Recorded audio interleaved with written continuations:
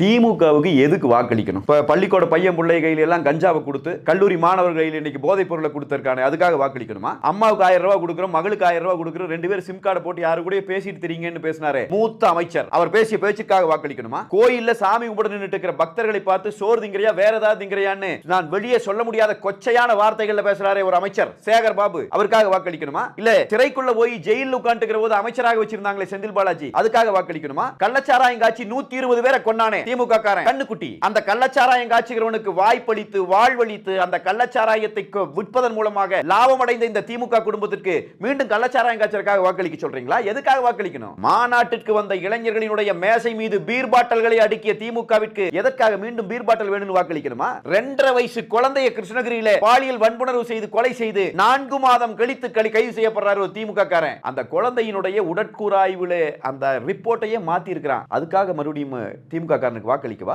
அண்ணா பல்கலைக்கழகத்திற்குள்ள புகுந்து பல்கலைக்கழகத்திற்குள்ளேயே வைத்து ஒரு மாணவியை நாசம் செய்தானே, அந்த மாணவி அழுத்தம் திருத்தமாக சொன்னாரே, அவன் ஒரு சாரோடு பேசினான் என்று சொல்லி அந்த கொடூரமான குற்றவாளியை கைது செய்துட்டு வந்தபோது அவன் வீட்டில் உட்கார்ந்து இந்த ஸ்டாலின் அமைச்சரவையின் அமைச்சர் மா சுப்பிரமணியம் உணவருந்தி கொண்டிருக்கிற படங்கள் வெளியே வந்ததே, அதற்காக மறுபடியும் வாக்களிக்கிறதா இந்த திமுகக்கு? அதற்காக வாக்களிக்கலாமா? 5 லட்சம் கோடி கடன் வாங்கி வச்சிருக்கான், அதுக்காக வாக்களிக்கிறதா? தெய்வ செயல் பண்ண வேலைக்காக வாக்களிக்கணும்னா வாக்களிங்க. ஒரு பெண்ணு வந்து கதர்னாலே ஆளுநர் மாளிகை முன்னாடி நின்னுட்டு, இந்த தெய்வ செயல் என்கிற திமுக காரன் எங்கள் காதலிக்கிற மாதிரி காதலிச்சு எங்களை கூட்டிட்டு போய் திமுகவினுடைய முக்கியமான தலைவர்களுடன் வந்து எங்களை விலைபேசி விற்கிறான் என்று சொல்லி அந்த பொண்ணு வந்து கதர்ச்சில்ல, அதுக்காக வாக்களிக்கணுமா திமுகக்கு?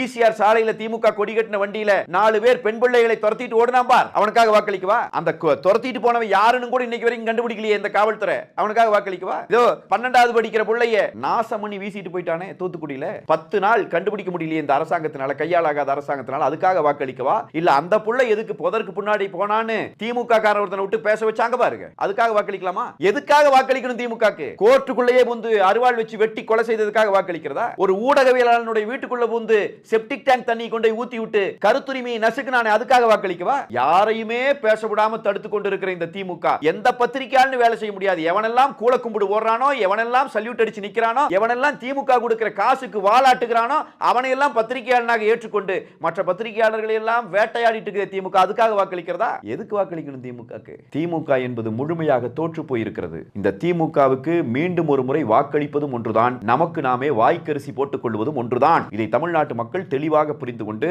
இந்த எல்லா வகையிலும் தமிழ்நாட்டை நாசப்படுத்தி சீரழித்து இருக்கிற இந்த திமுகவை இந்த தேர்தலிலே புறக்கணிக்க வேண்டும், தூக்கி எறிய வேண்டும். அதுதான் நாம் வைக்கிற கோரிக்கை.